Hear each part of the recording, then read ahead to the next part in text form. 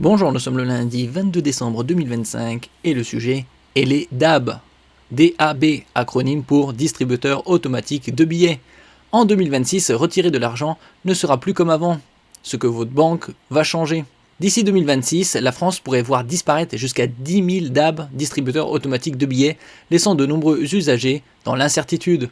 N'oubliez pas de vous abonner pour plus de news nationales, européennes et internationales sur ce monde merveilleux dans lequel nous vivons.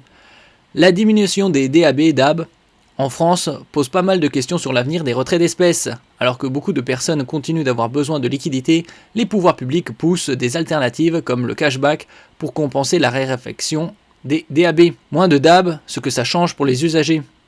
Entre la fin 2018 et la fin 2024, le parc de DAB a fortement diminué en France, moins 15%, soit environ 10 000 automates en moins.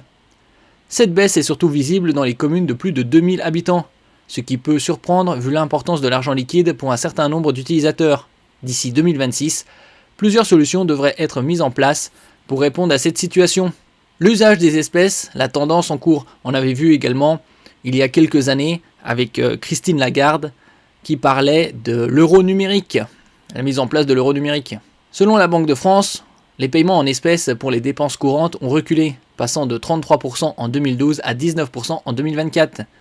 Cette baisse s'est accélérée autour de la pandémie de Covid-19, avec une nette préférence pour la carte bancaire, surtout avec cette période de C19, ils ont rehaussé le plafond du sans contact, passant de 30 à 50 euros, y compris, où c'était 20 euros à 50 euros, y compris pour de petits montants, ce qui souligne l'importance des paiements électroniques.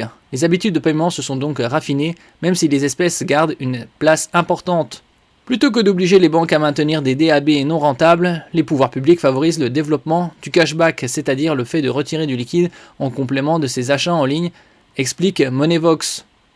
Cette transformation des DAB vise à réduire les coûts d'exploitation tout en répondant aux besoins des clients. Bien que ce soit autorisé en France depuis 2018, le cashback reste peu utilisé, en grande partie à cause de fonds contraignants et d'un manque d'incitation pour les commerçants. Propositions législatives et initiatives au niveau européen.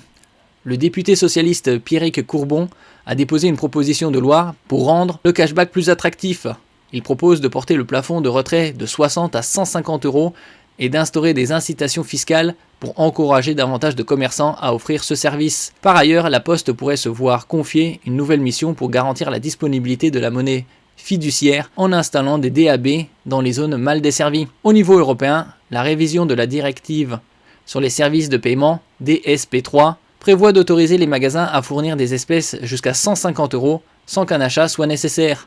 Ces mesures devraient être adoptées formellement d'ici la fin 2026, donc dans un an. Accès aux espèces via la carte bancaire, ce qui est prévu. Le réseau français de paiement par carte bancaire souhaite aussi améliorer l'accès aux espèces. Aujourd'hui, seuls les clients de certaines banques, Crédit Mutuel, Crédit Agricole et la Banque Postale, ont accès à des points d'accès privatifs. Un projet est en cours pour ouvrir ces 27 000 points d'accès aux 76 millions de cartes bancaires en circulation en France. Les premiers tests sont prévus au premier semestre 2026. Merci pour votre écoute et à la prochaine.